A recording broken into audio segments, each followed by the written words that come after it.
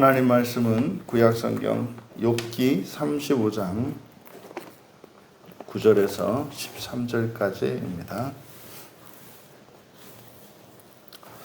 우리 같이 한 목소리로 함께 읽겠습니다. 사람은 학대가 많음으로 부르짖으며 군주들의 힘에 눌려 소리치나 나를 지으신 하나님은 어디 계시냐고 하며 밤에 노래를 주시는 자가 어디 계시냐고 말하는 자가 없구나. 땅의 짐승들보다도 우리를 더욱 가르치시고 하늘의 새들보다도 우리를 더욱 지혜롭게 하시는 이가 어디 계시냐고 말하는 이도 없구나. 그들이 악인의 교만으로 말미암아 거기에서 부르짖으나 대답하는 자가 없음은 헛된 것은 하나님이 결코 듣지 아니하시며 전능자가 돌아보지 아니하심이라. 아멘. 사람은 하나님을 찾아야 한다라는 제목으로 말씀의 은혜를 나누고자 합니다. 본문에는 사람에 대한 객관적인 지식과 또한 하나님에 대한 사람과 관련된 하나님에 관한 지식을 담고 있습니다. 그래서 사람을 객관적으로 알고 또 하나님을 알 때 사실 인생을 바로 살아갈 수 있고 또한 예수를 믿는 그리스도인들도 그 구원의 유익을 온전히 누리며 살아갈 수가 있는 겁니다. 그래서 사람이 어떠한 존재인지 그래서 나라고 하는 사람도 사람이라고 하는 일반적인 지식 안에 속해 있다는 사실을 우리가 기억해야 합니다. 그래서 내가 나와 객관적인 사람에 대한 지식 사이에서 하나님께 감사해야 할 것과 또 하나님께 구해야 할 것, 이것을 우리가 분별할 수가 있는 거죠. 그래서 사람에 대한 이런 객관적인 지식을 가지고 있지 않으면 사실은 나에게 하나님이 어떤 은혜를 베풀어 주셔도 그게 전혀 감사가 되지가 않습니다. 또 내가 죄로 인해서 뒤로 물러선다 할지라도 그것이 애통하거나 그렇게 심각한 문제가 되지 않습니다. 왜냐하면 기준이 없기 때문이죠. 그러니까 기준이 없기 때문에 뭐 내가 그럴 수도 있고 저럴 수도 있는 어떤 핑계나 사정만 있을 뿐이지 하나님과 나 사이에 일어난 이런 변화가 인격적인 관계 속에서 감사가 되거나 또는 탄원이 되지 못합니다. 교회 안에 있는 많은 그리스도인들 중에 신앙의 진전이 일어나지 않는 것 때문에 뭐 특별한 문제는 없지만 영적으로 또 신앙적으로 자신 안에 어떤 성장과 이런 은혜의 체험들, 그래서 기쁨과 감사, 이런 것을 느끼지 못해서 사실상 신앙생활이 뭔가 좀 부족한 것 같은 이런 경우에 처해 있는 교인들이 적지 않습니다. 그것은 사실은 지식이 없음으로 인해서 그렇습니다. 그러니까 사람이라고 하는 존재가 객관적으로 어떤 것인지 그 지식이 없기 때문에 자신의 위치가 객관화되지가 않아요. 그러니까 그냥 존재할 뿐이죠. 뭐 생각한다. 고로 나는 존재한다. 과연 생각하면 존재할까요? 뭐 정신병원에 가서 생각 많이 하죠. 그게 존재하는 걸까요? 아니죠. 그 생각이라고 하는 것이 인간의 탁월성 중에 하나입니다만은 지식이 없이 하는 생각은 사실은 그것은 감정에 좌지우지되는 그런 생각이기 때문에 엄격한 의미에서는 이성의 사고작용으로서의 생각은 아닌 거죠. 그래서 성경을 통해서 하나님께서 우리에게 가르쳐 주시는 중요한 지식 세 가지가 있다면 사람에 관한 지식, 천사에 관한 지식, 하나님에 관한 지식입니다. 그래서 이것이 우리 자신을 객관화할 수 있습니다. 물론 오늘 본문에 뭐 사람에 관한 그리고 하나님에 관한 모든 것이 다 있겠습니까마는 특별히 사랑과 하나님에 관한 이런 지식을 담고 있다. 그럼 본문을 통해서 사람에 대한 첫 번째 9절에 사람은 학대가 많음으로 부르짖는다. 여기서 학대라고 번역된 이 아슈크는 억압, 강탈, 착취 뭐 이런 겁니다. 그러니까 이 학대는 단순히 육체적으로 고통을 받는 것뿐만 아니라 정신적으로, 사회적으로, 또 영적으로, 또 경제적으로 여러 가지의 경우에 적용할 수 있는 말입니다. 그러니까요, 사람은 학대 아래 있다는 거예요. 학대 아래.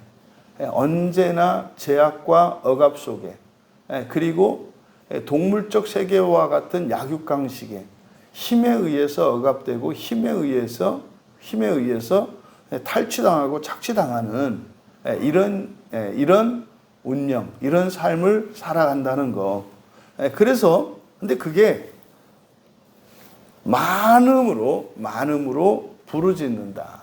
많음으로 부르짖는다. 그러니까 학대를 받고 있다는 거. 그런데 많이 받아야 부르짖는다는 거. 많이 받아야 부르짖는다는 거. 그 다음에 군주들의 힘에 눌려 소리치나.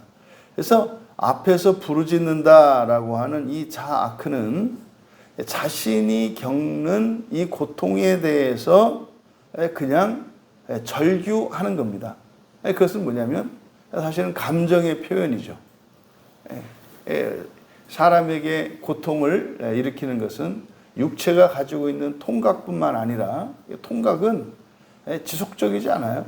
통각을 통해서 우리가 우리 육체적으로 고통을 느낍니다만은 이것을 증폭시키는 것은 사실은 우리의 감정이라고요.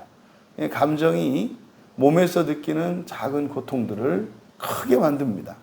그래서 이 자아크는 자신이 느끼는 이 감정을 이제 더 이상 참지 못하고 표출하는 것이기 때문에 그냥 절규하는 겁니다. 그런데 뒤에 부르짖다라고 되어 있는 이 샤와는 이것은 구조 요청입니다. 뭐 SOS라고 하죠. 뭐 나를 살려주세요, 도와주세요 라고 외치는 이렇게 구조를 요청하는 적극적인 행위가 뒤에 있는 부르짖음입니다.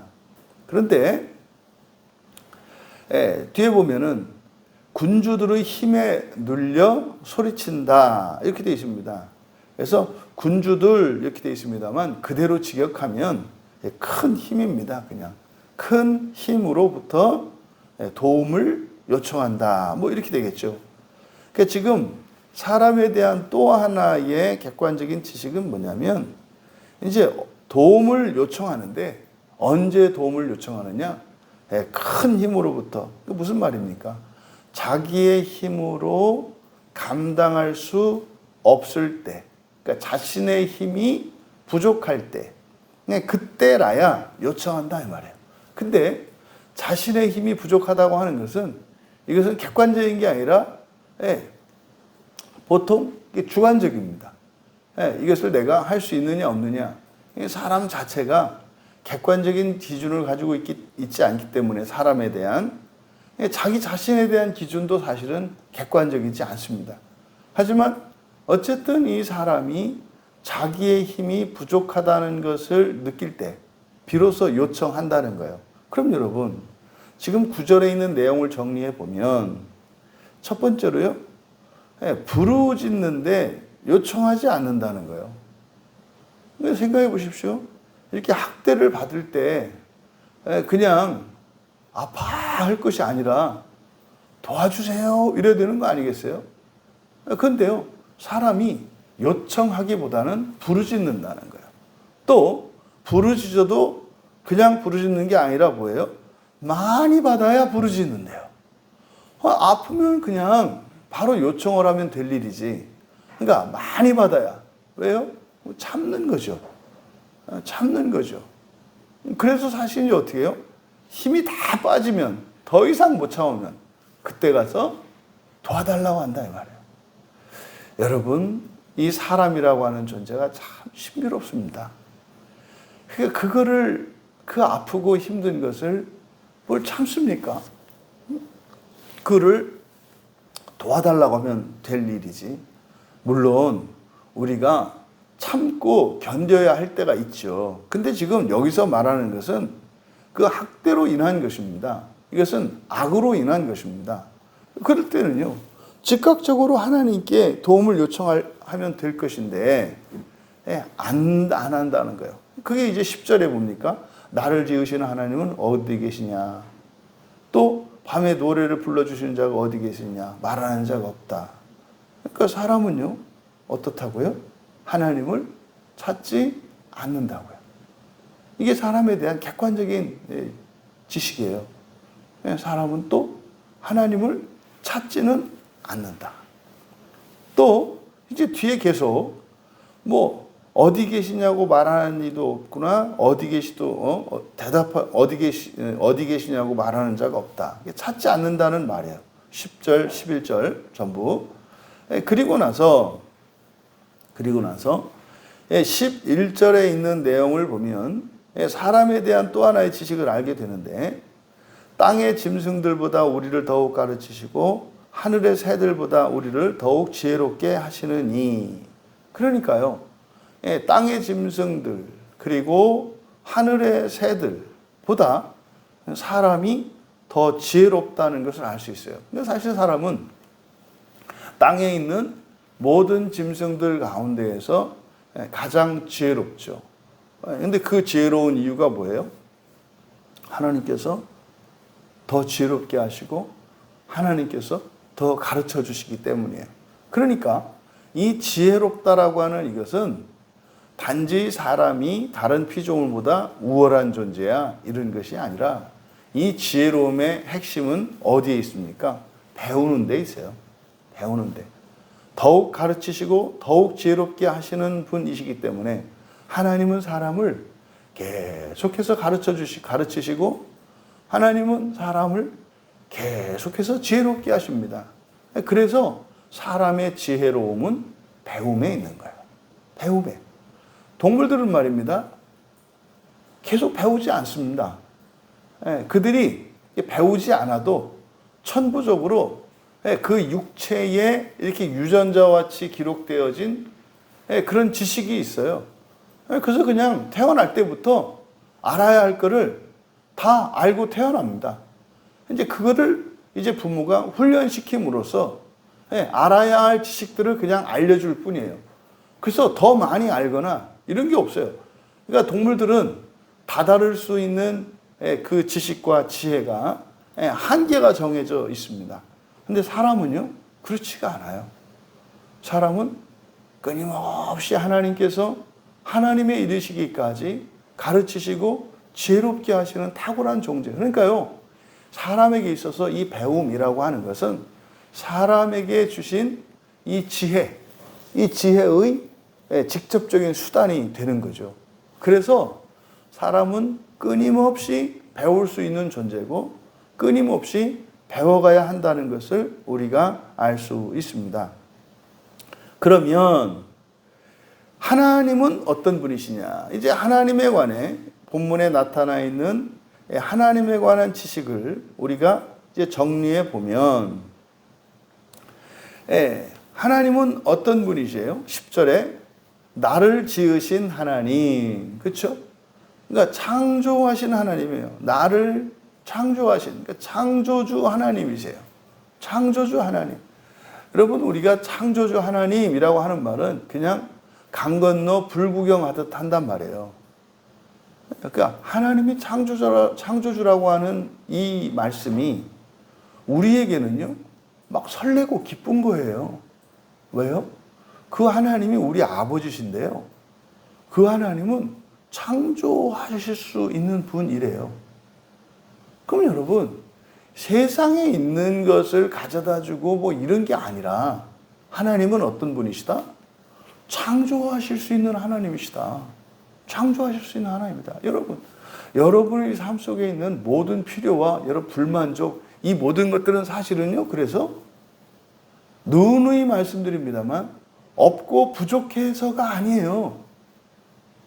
배움을 위해서 있는 거란 말이에요. 배움을 위해서.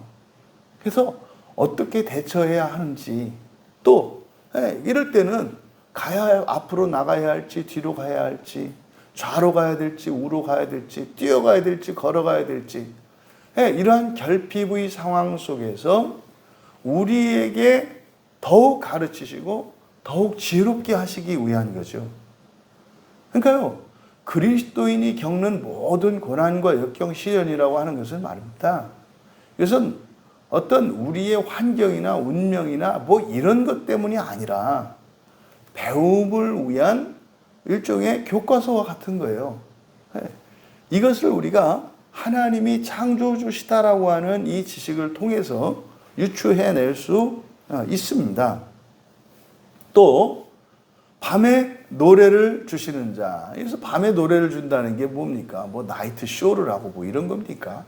이것이 아니라 위로와 안식을 말하겠죠. 위로와 안식을 주시는 하나님이시다. 그러니까요, 창조주이신 것과 밤에 노래를 주시는 분이라고 하는 이것, 그러니까 하나님의 창조의 능력이 우리를 위하여 가지고 계신 것임을 오늘 성경은 밝히 드러내고 있습니다. 다음으로 가르치시는 분이죠. 가르치시는 분이에요. 가르치시는데 어떻게 가르쳐요? 짐승들보다 더욱 가르치시는 하나님. 더욱 가르치시는 하나님. 그러니까 우리는 배울 수 있는, 우리는 땅에 있는 짐승이나 하늘의 새들보다 더 지혜로운 탁월한 그런 존재이고 배울 수 있는 존재입니다만, 그것이 가능한 것은 하나님이 우리를 가르쳐 주시기 때문이고, 또한 하나님이 우리를 지혜롭게 하시기 때문에 그게 가능하다는 거죠. 그래서요, 사람 중에 가장 지혜로운 자는 누구입니까? 계속 지혜로워지는 자입니다. 사람 중에서 가장 지식이 많은 자가 누구입니까? 계속 하나님으로부터 배우는 자입니다. 여러분, 출발점은 중요하지 않아요. 출발점은 중요하지 않아요. 중요한 것은 뭡니까? 하나님이 가르쳐 주시는 것을 배우고 하나님께서 지혜롭게 하시는 그 은혜를 입는 것, 이것이 가장 지식이 있고 가장 지혜로운 겁니다. 근데 사실은 이렇게 하려면 어떻게 된다고요? 사람에 대한 객관적인 지식을 알고 그것을 받아들여야 합니다. 그랬을 때 하나님을 알아가게 되는 거죠. 또 그런데 이제 12절의 내용을 보면은 그들이 악인의 교만으로 말미암아 거기에 부르짖으나 대답하는 자가 없음은, 이렇게 돼 있어요. 그러니까 하나님이 우리들을 도우시고 이렇게 함께 하시는 분이시지만 12절의 내용은 12절을 사역하면 이렇게 됩니다. 그들이 절규할지라도 악한 것들이 높아지는 앞에서는 대답하지 않으신다. 그러니까 악인의 교만으로 말미암아 이렇게 되어 있는데, 이것은 이제 악인이라고 하는 것은 부르짖는 자와 악인을 따로 떼어놓은 거잖아요. 그래서 뭐 악인들이 교만하기 때문에 뭐 거기서는 부르짖으면 대답하는 자가 없는다. 다시 말해서 하나님이 대답하지 않는다. 뭐 이런 뜻이 아니라, 그런 뜻이 아니라 하나님이 대답하지 않는 이유에 대해서 12절에서 이야기를 하는 건데, 이 악인의 교만으로 말미암아, 그들이 악인의 교만으로 말미암아 부르짖으나, 이 내용이 뭐예요? 그들이 절규한다 할지라도 악한 것들이 높아지는 앞에서는, 그것이 무슨 말입니까? 이 악한 것들을 높아지게 하는 그런 경우에는 대답하지 않으신다는 거예요. 또 하나, 위에서 부르짖음과 소리치는 것과 부르짖는 것을 구분해서 이야기했잖아요. 그러니까 그냥 단순히 부르짖어서는, 이렇게 소리를 질러서는, 아프다고 소리를 질러서는 거기에 대해서 뭐 이렇게 하나님이 도와주시지 않는다요. 놔주고 이렇게 해서 정말로 극한의 상황, 정말 생명이 위험한 순간, 그런 때는 하나님의 주권적으로 역사하겠습니다마는 도와달라고 요청할 때까지는 하나님이 기다리신다는 거예요. 그러면 12절에서 하나님께서 대답하지 않는 것, 다시 말해서 나의 삶에, 나의 어려움과 고난에 개입하시지 않는 두 가지 경우를 밝히고 있어요. 첫째는 악한 것들이 높아지는 경우이고요. 두 번째는 그냥 절규하는 경우예요. 그냥 소리치는 거예요. 그냥 자학하는 경우. 그러니까요, 마치 내가 힘들고 어려운 가운데 있으면 하나님이 도와주실 거다, 아니라는 얘기예요. 아니라는 얘기예요. 언제? 도와주세요 라고 하는 요청이 있을 때, 샤와할 때,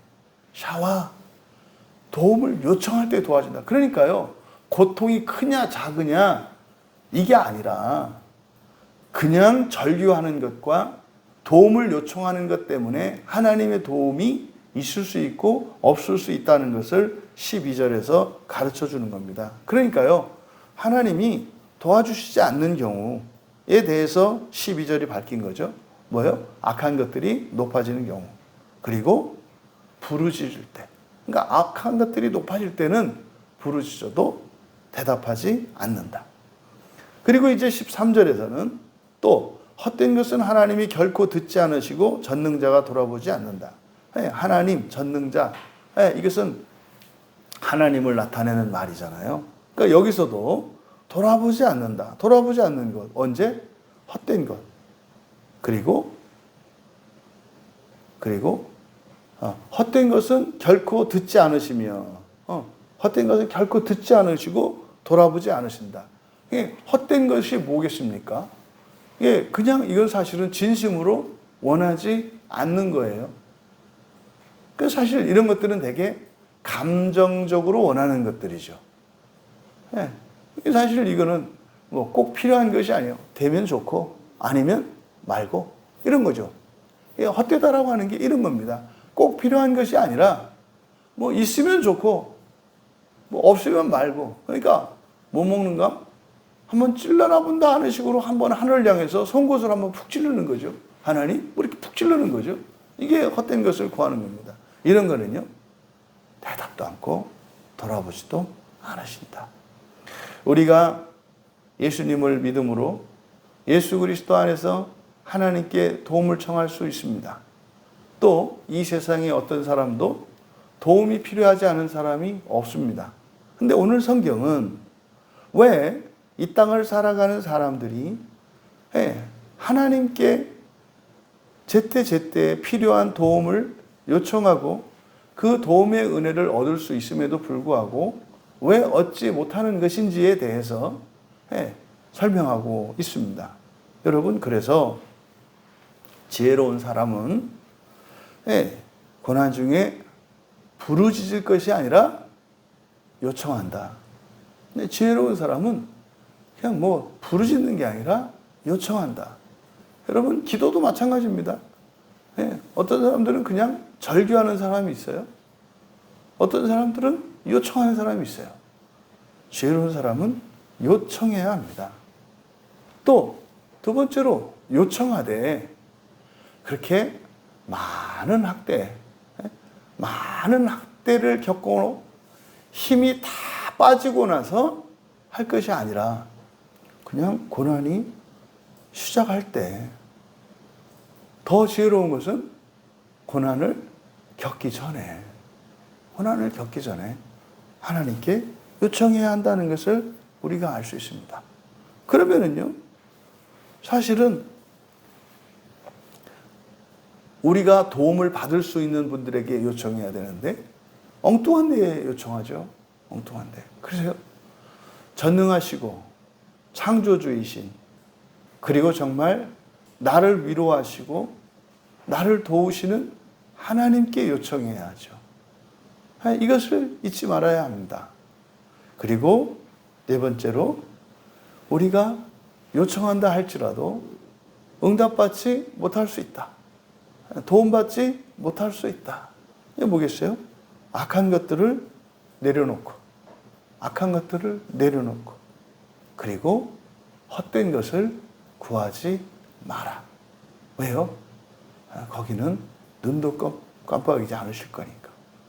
그래서 우리가 기도할 때 늘 염두에 둬야 하는 것은, 모든 기도의 상황, 우리의 삶 속의 어떤 고난의 상황이라고 하는 것은 배움을 위해서 우리에게 허용되는 것이기 때문에, 모든 고난의 상황은 나의 죄와 허물을 깨닫고 그것을 회개할 수 있는 기회가 됩니다.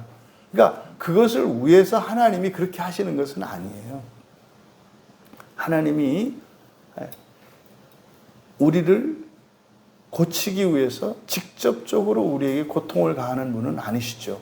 어떻게 한다고 그랬어요? 하나님께서 거두신다고 그랬죠. 보호하시는 하나님의 손을 거두심으로써 사실은 우리의 삶 속에 고난이 오는 것인데, 그 고난을 허용하신 것은 현재의 나보다 더 나은, 그리고 더 큰 선을 위하여, 더 큰 의를 위하여 선하신 뜻으로 행하시는 것임을 우리가 기억해야 합니다. 그래서 그런 기도의 상황, 이런 고난의 상황이 왔을 때 우리들은 내게 있는 악한 것들은 무엇인지, 그리고 나의 삶 속에 있는 헛된 것을 추구하는 것은 무엇인지 깨달을 수 있도록 성령을 의지해야 하는 것입니다. 여러분, 그냥 이 세상을 살아가는 모든 사람은 그래서 언제나 늘 하나님을 찾아야 합니다. 하지만 내가 왜 하나님을 찾아야 할 때 제때 즉시 찾지 않는지, 또 하나님이 아닌 다른 것에 요청을 하는 것은 아닌지, 또 내가 하나님께 요청을 하고 있지만 나의 실수와 잘못으로 인해서 하나님께 얻을 수 없는 것을 끝까지 구하고 있는 것은 아닌지 돌아보심으로 우리의 삶이 하나님과 사람을 아는 지식으로 더욱 부욕해 되어지기를 주님의 이름으로 축원합니다. 존귀하신 하나님, 하늘 아래 살아가는 모든 사람 가운데 하나님의 구원이 필요하지 않은 자가 없고, 또한 이 땅 위에 그 어떤 곳도 하나님의 도움이 없어도 되는 그런 것은 없음을 믿습니다. 또한 전능하신 능력으로 무엇이든지 우리가 선을 위하여 구할 때 하나님께서는 언제든지 도우시는 우리의 아버지 되심을 믿습니다. 예수 그리스도 안에서 회복한 우리의 신분과 우리의 존재의 영광이 하나님의 은혜로 날마다 거룩해지는 역사가 이 땅의 모든 사람들에게 있게 하옵소서. 그 거룩한 일을 위하여 하나님께서 이 세상의 교회를 세우셨사오니 교회를 통하여 하나님 아버지의 크신 사랑과 구원의 일들이 날마다 일어나게 하옵소서. 감사하며 예수님의 이름으로 기도하옵나이다.